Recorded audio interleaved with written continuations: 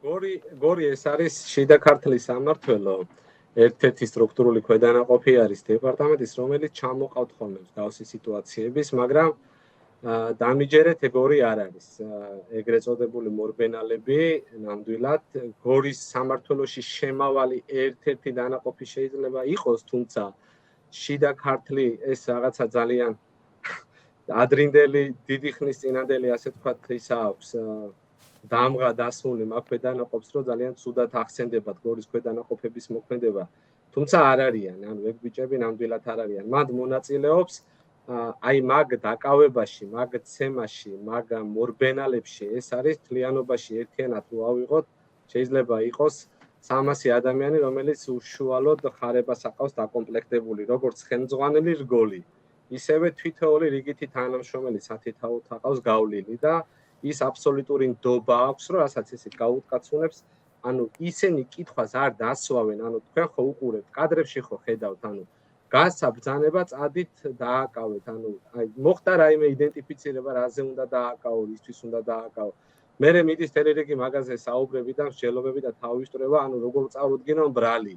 ანუ იმიტომ რომ ხარებას მოუნდა და მაგიტომ დავაკავეთ, თუ იმიტომ რომ რაღაცა კონკრეტული გადაცნობა ჩაიდინა იმ ადამიანმა და გამოყავთ მერე საწყალი თანამშრომლები საპატრულო პოლიციიდან და 1000 რაღაცებს იგონებენ, რომ აი მე შემთხვევით დავინახე და მე ამას კამერა მაგ დროს დავკარგე და ვერ გადავიღე და ხო, მესმე, აი დანარჩენები რაც კითხეთ, მაგალითად, რეგიონებიდან ჩამოყვანა ამ სპეცრაზმელების, მათ შორის სასაზღვრო პოლიცია, სხვა გადაცმული ადამიანები, ბელორუსელი ინსტრუქტორები, ანუ ვინ ამ თემაზე რას გვეტყვი და ვინ ატრენინგებს ამ ხალხს. ესეც ძალიან მნიშვნელოვანია. ხო? ანუ ვინ უტარებს ინსტრუქტაჟს ამ ხალხს, რომ ასეთი სისასტიკით, ასეთი სასტიკი მეთოდებით რომ დაგვარბიონ. რამე ლექციებს უტარებენ, ვინმე ინსტრუქტორები ყავთ, როგორც პოლიტინსტრუქტორები მაგალითად. ესეც ერთ-ერთი ჩემი კოლეგის კითხვაა. რა გზით აძლევენ ამ ერთიან მესიჯს და გინებაზე მაგალითად ამასაც ავალებენ თუ არა, მარტო მესიჯის გაგზავნით თუ ასე ვერ ჩაუდებენ ტვინშიო მესიჯებსო. ბევრი კითხვები დაგაყარეთ, მაგრამ საინტერესოა. შევეცდები, რომ თანმიმდევრობით რაც ვიცი ჩემი კომპეტენციის ფარგლებში და ზოგადად მე არ მინდა რომ ისეთ საკითხებს შევეხო, რაშიც არ ვარ ჩახედული და არ გამომივიდეს ჭორაობა და დაბრალება ადამიანების. უბრალოდ მე სადაც ვიყავი 4 წლის განმავლობაში და სადაც მონაწილეობდი, რასაც ვაკეთებდი, ეს იყო გათვლილი, ეს ემსახურებოდა ქვეყანას და ეს არ ემსახურებოდა კონკრეტული პირის ინტერესს. მათ შორის გადაცმული სპორტსმენების თაობაზეც მინდა რომ კითხოთ, ესეც რეალობაა თუ არა. კი, ანუ ხო მოდი თანმიმდევრულად რომ გავყოთ. კი ბატონო, დავიწყოთ. სასაზღვრო პოლიცია გიდასტურებთ რომ მონაწილეობს და აქვს ამისი ლეგიტიმაცია, ანუ ამას ვერ მოედავები სამინისტროს, რომ დაუშვათ რატო გამოვყავს. იყენებს ანუ სამინისტრო მის სისტემაში არსებულ ყველა ადამიანურ რესურსს იყენებს ამ აქციების დროს. მით უფრო, როდესაც ეს აქციები უწყვეტად 60 დღის განმავლობაში მიმდინარეობს, ანუ როგორც მოქალაქეების რესურსი არის ამოწურვადი, ისე შინაგან საქმეთა სამინისტროს რესურსია ამოწურვადი, ხო? ანუ ადამიანების გადახლა და ჩანაცვლების პროცესი. იქ ვინ არის ყველაზე აგრესიული, ანუ სასაზღვრო პოლიცია, კრიმინალური პოლიცია, საპატრულო ესე ვერ იტყვი ცალკეულ შემთხვევებში ცალკეულად ყველა ძალიან ცუდად იქცევა, მაგრამ ძირითადი, ასე ვთქვათ, ბირთვი, რომელიც ამ სიბინძურეს აკეთებს, ეს არის განსაკუთრებულ დავალებათა დეპარტამენტი. გინება, ანუ იქ დამიჯერეთ არც ერთი მაგის თანამშრომელი. წყალს არ სვავენ ნებართვის გარეშე, თქვენ როგორ წარმოგიდგენიათ, იქ ვინმეს ხელს დაარტყავს და შეაგინებს, ანუ შესციცინებენ თვალებში.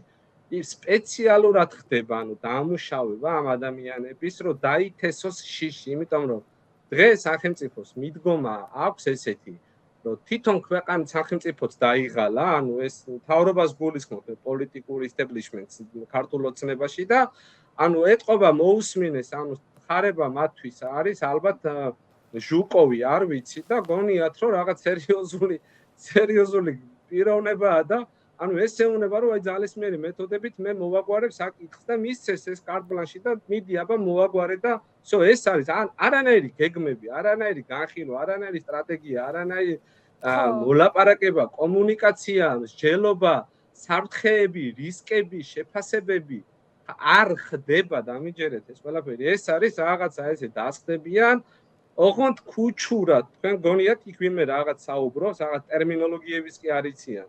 ქუჩურად ჩემი დედა, შენი დედა, ესეთი საუბრებით დაგეგმავენ და წავედით ახლა დედა ამას უქნათ ამ ხალხს და მოდიან და ამას აკეთებენ. ანუ ეს შეიძლება დამიჯერეთ, ანუ ეს რო დაუშვათ, აი პირობითად აქ ვიღაცას მოუყვეს, რო და აუხსნა. შეიძლება ვერ დაიჯეროს, ანუ ცივილიზებულ სამყაროში ვერ დაიჯერო, რომ არსებობს სახელმწიფო, შემდგარი სახელმწიფო ინსტიტუციები, სადაც ეს პროცესების გავლა არ ხდება და მხოლოდ ესეთი მიდგომებით მართავენ საპოლიციო ღონისძიებებს. ნუ აი რა გითხრათ, არ ვიცი და ამის ფონზე რომ კიდე საზოგადოებაში ჩდება კითხვები განსაკუთრებით მათ ამორჩეველში, ხო? ანუ ყველაზე ჩემი აზრით კრიტიკულები უნდა იყვნენ ქართული ოცნების ამორჩევლები. იმიტომ რომ კარგით აი დაუშვათ დაამყარა დიქტატურა და ანუ ყველაფერი რაც დაგეგმილი აქვს ბიზნეს გააკეთა, ხო? ანუ ეს პროცესი, რასაც ახლა დღეს ესენი აკეთებენ, მოსწონთ. ანუ ეს ყველაფერი მათთვის მიღებული არის, თუ მათ რა გონიათ, რომ ხარება დაუშვათ ხვალე მათ შვილს არ მიადგება, ხარება მათ ოჯახებთან არ მივა. რატო არ შეუარდა ასპრიაში იქ საქმეების გასარჩევად?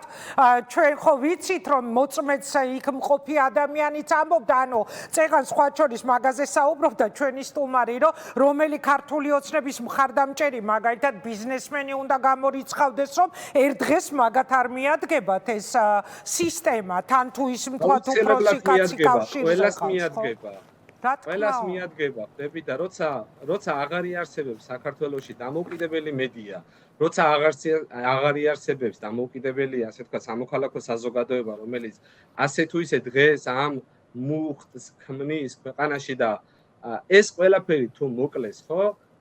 და ყველაზე ცუდი და ყველაზე ცუდ სიტუაციაში ქართული ოცნების ამორჩევლები იქნებიან. იმიტომ რომ ხვალინდელი დღე, ანუ ხო გეუბნებით 26 იძახიან საქართველოში 37-იანი რეპრესიები არ არის საქართველოში 37 წელი. საქართველოში არის 1936 წელი. და თუ გაამყარეს ეს დიქტატურა 37 წლები მერე დაიწყება, იმიტომ რომ ყველა დონეზე, პარლამენტის დონეზე, პრემიერის დონეზე, მინისტრების დონეზე ყველგან აანონსებენ ეგრეთ წოდებული სიების შექმნას. ანუ შავი სიების შექმნას მათ შორის სამინისტროში, მათ შორის ჩემთან დეპარტამენტში, ყოფილ დეპარტამენტში გააკეთებენ უკვე მიდის ამაზე საუბარი, იმიტომ რომ ანუ ეს ვისევალება ესენი არიან, ანუ სამინისტროში არის ეგრეთ წოდებული დოქსოპულოები ყავთ. ანუ ეს დოქსოპულოები, რომლებიც აკეთებენ ოღონდ სრული სერიოზულობით გეუბნებით ამაზე. რასიები ირაკლი? აი ადამიანები, რომლებსაც ხვალ, ანუ თუ ამათ ეს დიქტატურა გაამყარეს, ვის უნდა მიადგნენ, ხო? ვინ უნდა დაიჭირონ, ვინ უნდა წემონ ალბათ. რა თქმა უნდა, კი.